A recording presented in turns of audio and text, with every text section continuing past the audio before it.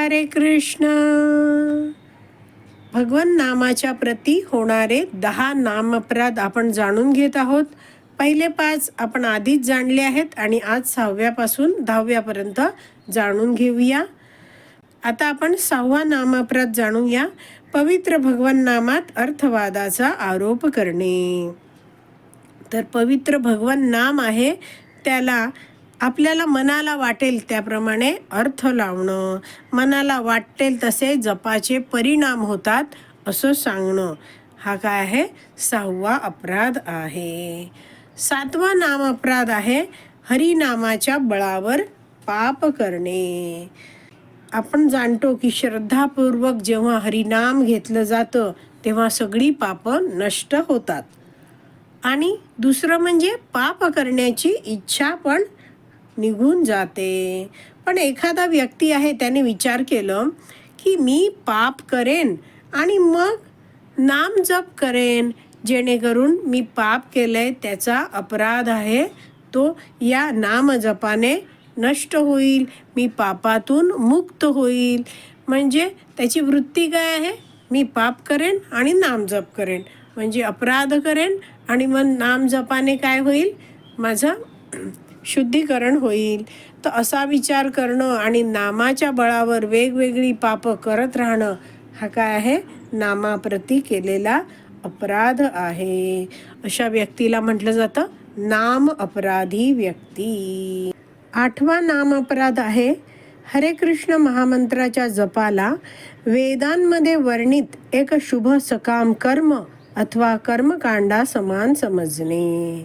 तर वेदांमध्ये कर्मकांड विभाग आहे, त्यामध्ये भौतिक गोष्टी प्राप्त करण्यासाठी काही विशिष्ट कर्म करायला सांगितलेली असतात.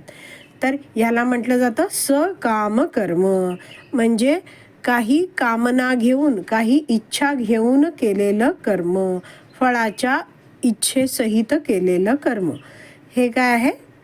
सकाम कर्म. आणि आपण जी आता भक्ती करत आहोत, हरे कृष्ण महामंत्राचा जप करतो आहोत, तर भगवान श्रीकृष्णांच्या भक्ती करण्याच्या या विधीमध्ये आपण हा हरे कृष्ण महामंत्र जप करतो, तर आपण दिव्य अशा भगवंतांशी जोडले जातो. तर हा मंत्र आहे हरे कृष्ण महामंत्र. हरे कृष्ण कृष्ण कृष्ण हरे हरे, हरे राम राम राम हरे हरे. तर भगवान श्रीकृष्ण हे दिव्य आहेत आणि त्यांचं नाम, रूप, गुण, लीला सगळं काही दिव्य आहे. आणि अशा भगवंतांचा जो नाम जप आपण केला जातो, करतो नेहमी, तेव्हा आपली आध्यात्मिक प्रगती व्हायला लागते. तर अशी ही जी आध्यात्मिक प्रगती आहे ती सकाम कर्म केल्याने कधीच होऊ शकत नाही. आणि म्हणून म्हटलं आहे हा 8वा नाम अपराध की हरे कृष्ण महामंत्राच्या जपाला वेदांमध्ये वर्णित एक शुभ सकाम कर्म अथवा कर्मकांडा समान समजणे हे कसं आहे? अपराध आहे. आणि 9वा नाम अपराध आहे अश्रद्धाळू व्यक्तीला हरिनामाची महिमा सांगणे.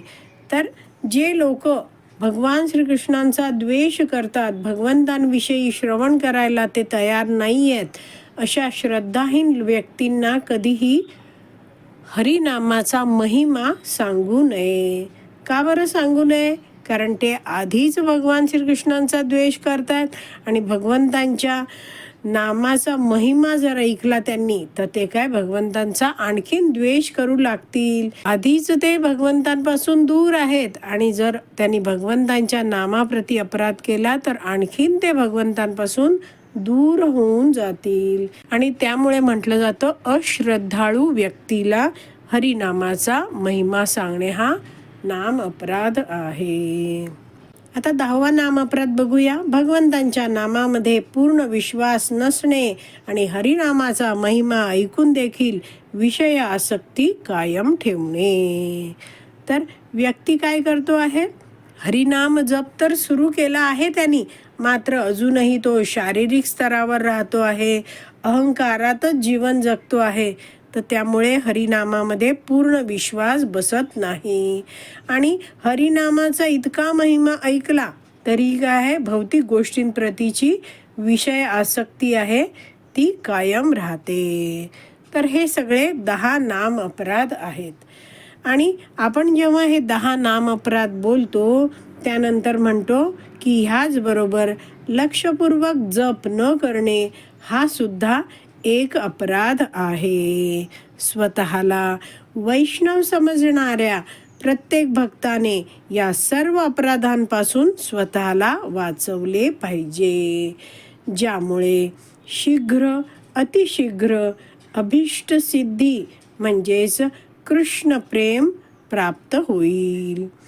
चला तर आपण सर्व वैष्णवांना सादर प्रणाम करूया, जे वैष्णव कल्पतरू प्रमाणे आहेत, कृपेचे सागर आहेत, पतितांचा उद्धार करणारे आहेत. वांछा कल्पतरुभ्यश्च कृपा सिंधुभ्य एव च पतितानां पावनेभ्यो वैष्णवेभ्यो नमो नमः. अनंत कोटि वैष्णव वृंद की जय. नामाचार्य श्रील हरिदास ठाकुर की जय. श्रील प्रभुपाद की जय. हरि बोल.